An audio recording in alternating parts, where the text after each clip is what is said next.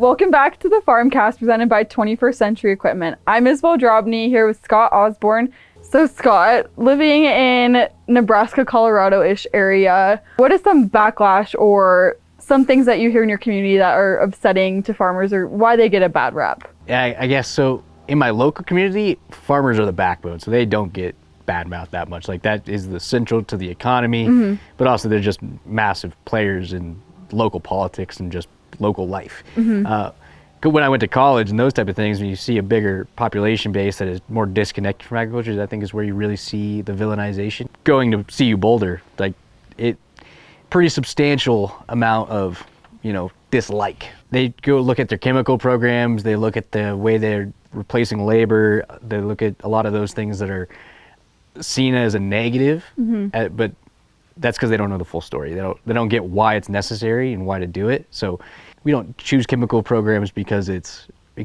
ruining the environment or because it's hard on things. We do it because it's necessary to meet the end that we're trying to meet, which is to supply food for those said people that are complaining, right? So there's both sides of the fence, and it's a hard place to toe that line, but it has to be done. So if they realized what it took, I think we just increase education. I think we could do a lot. Yeah, and I guess like with that, a lot of the aspects of why farmers get a bad rep is also just a lack of awareness. On top of education, what are some ways that you think we could do a better job?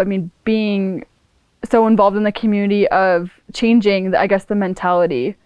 I think one of the biggest things is after this merger, we got into a much more broad, like AOR. AOR has a lot more populous areas and a lot more areas that are parts of the population that don't particularly like agriculture. I think that with where we're at now, we can spread a lot more information about why we're doing things a certain way, why these practices make us more efficient, and why this is necessary to meet the end goal we've set out to meet. Again, it's not always our battle to fight. Like, we're not out here to justify programs for people, but we are a valuable partner for those people. So we want to be an ally to them in whatever way we can.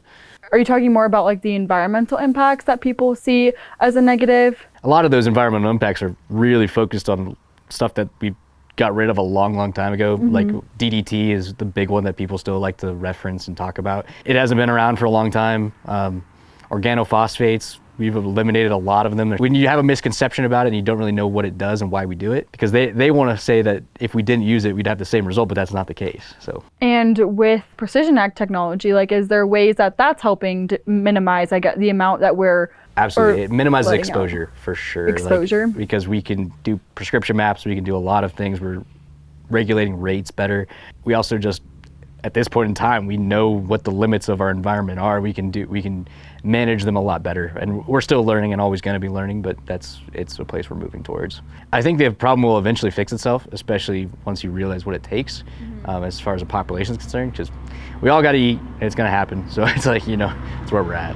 With some of the larger scale ag production in our AOR that are getting a bad rep, what are some ways that we can support them? I think what we should do as a company is provide multiple learning opportunities for people free of charge, open to come. And so we provide lunch and learns and clinics and those type of things that are absolutely positive. We can show off our product lines for you guys, but also support people in the decisions that they're making. If you're a proponent of it or if you're against it or whatever, if you want to come and take a look at it, those are the times to learn, and we can help you out and provide you with ammunition against adversaries, right? So it's whether that be competition or whether that be critiques. I think that's what we can do. So yeah, those lunch and learns, those clinics are where we're looking. Which is something that we are, trying to do more of as well. If reaching out to customers or customers even reaching out to us, hey, I need help in this area, we'll sit down with them and even try to get a group of people to sit with us and just get the discussion rolling and have a informative conversation to kind of improve and assist them in the ways that they need. Absolutely. As far as my question for you, I guess being from a more urban background and urban setting, what did it look like for you growing up, and were they villainized in a larger city like that?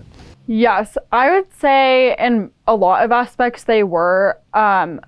The most I was, instructed with agriculture was more on the environmental aspects of it and how it's harming our environment. But after working in the fields for a few years now, a lot of people just fail to realize that ag is a part of their daily lives. And obviously being in an ag environment and working in an ag environment, it's not so much of an issue. Everyone understands like this is very important for day-to-day life and whatnot. I mean, clothing, fuel, like you could go on and on and on about where ag reaches, but in an urban environment, it's more so that it's, harming the environment, it's contaminating water sources, and just creating more of an issue and contributing to climate change. And that's the most of the aspects that we kind of focus on. We didn't really have FFA or anything like that that could show you and reach urban areas that are still consuming a lot of agriculture operations every day. So yeah, it's definitely villainized. When you talk about that, were you able to combat that? Like, or do you go back and combat it, or do you have friends that are still on the fence about it, or like what do you say to your friends that are obviously still back there?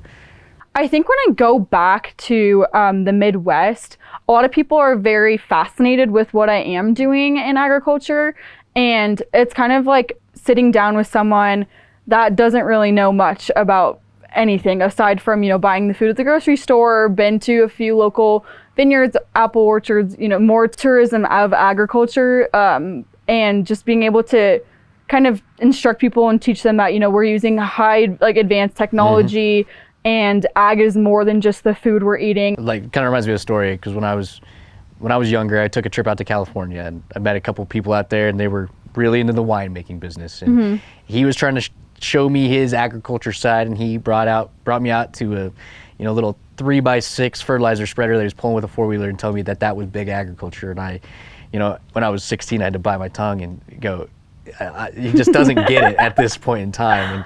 And I don't know if those people ever will, but it was nice to see that he was at least trying something, but it wasn't, it's not the scope that everybody has to deal with. And I think that's always something we have to understand, is that there's going to be heroes and there's going to be villains, but they're going to be on both sides. So you got to take a look. I mean, what would you say is a better way to support that aspect of agriculture as well? So with the merger of Four Rivers, I think we've reached a spot where our market has broadened. We are getting more organic farmers, more small farmers, and we can do these things with smaller tractors and smaller equipment. There's a lot more access to being efficient and, doing small agriculture, especially organically, because that's what little tractors are really good at. Is you don't need a rate controller to run a little plow or whatever. You're going to be able to do what you're trying to do with steel, and it's going to be as organic as anything else. So yeah, I think that's a market that we are looking to grow into, and I think we've been there. But as far as like drawing prescription maps and those things, like we can do a lot of that stuff with tillage and whatnot. So I think it's something we're moving towards. No, I agree. And it's not even so much that they don't want to learn, it's that there hasn't been the exposure. No exposure to do it.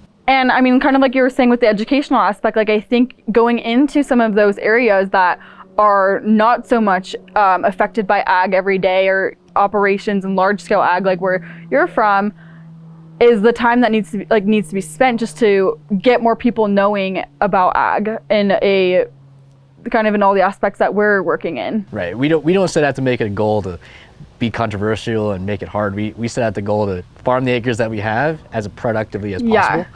And everything we have, from equipment to chemical to seed to everything else, we are using that for that reason. So as we move in that direction, I think as we go and it becomes more in people's purview, I think we're going to see a lot more success with converting them and showing them why this is necessary. Well, and I think, another thing to highlight too, in Denver, they recently opened up the Spur building, which is a kind of urban ag development educational facility. And that's definitely a great stepping stone for at least our area of, it's an urban environment. We have all these classrooms, we have these spaces where people can go in and learn and see live surgeries. Valuable steps.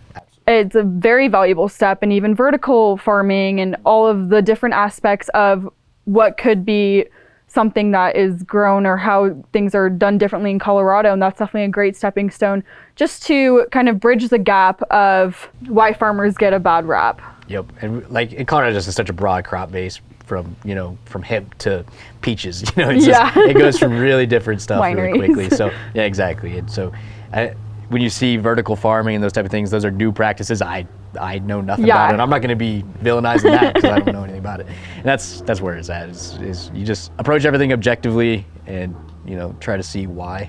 Thank you for listening to the FarmCast presented by 21st Century Equipment. Like, comment, and subscribe, and let us know how you support farmers in your community.